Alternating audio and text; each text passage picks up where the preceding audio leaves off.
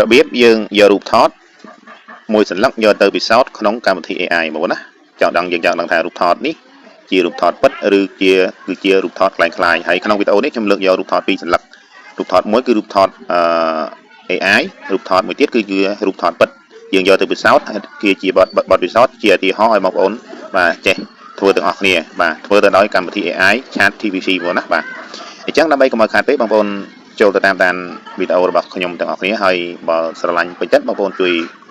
like share follow page ឬក៏ចុច subscribe YouTube ម្នាក់មួយបងប្អូននឹងទទួលបានចំណេះដឹងថ្មីៗទៀត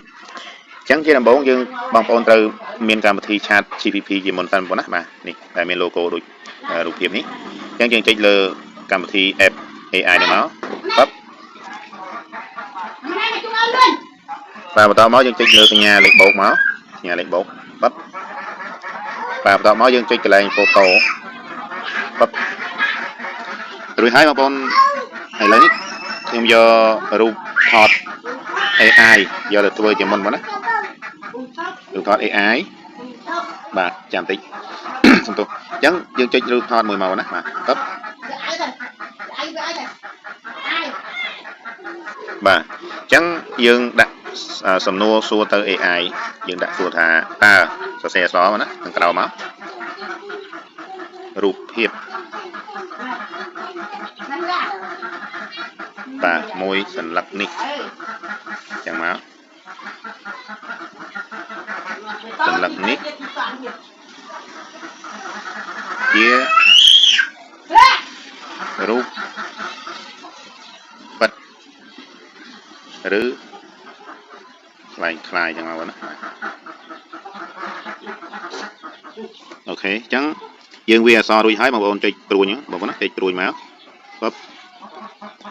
បាទរងចាំមើលលទ្ធផលបងប្អូនណាបាទសូមរងចាំមើលលទ្ធផលបន្តិចបងប្អូនបា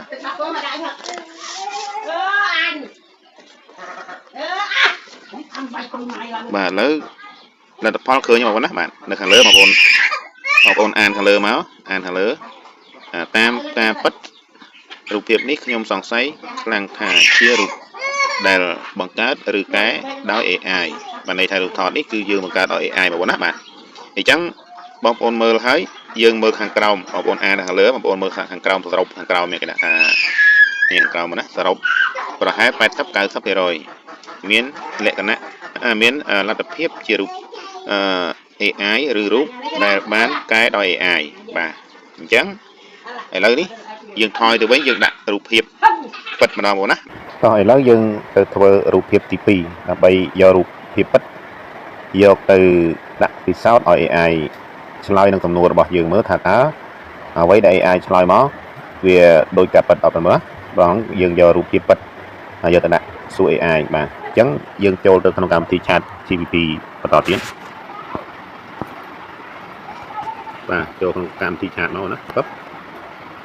ដល់មកយើងយកទៅចូលយករូបភាពរបស់យើងរូបភាពពិតមកណាបាទปึ๊បព្រោះហើយជាកន្លែង photo បាទ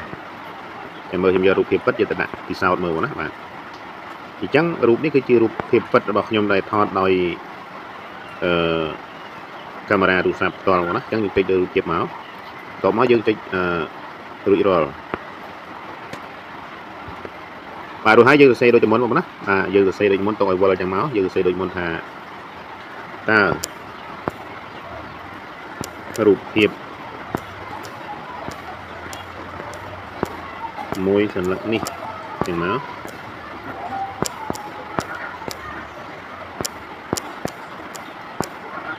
ជារូបពិត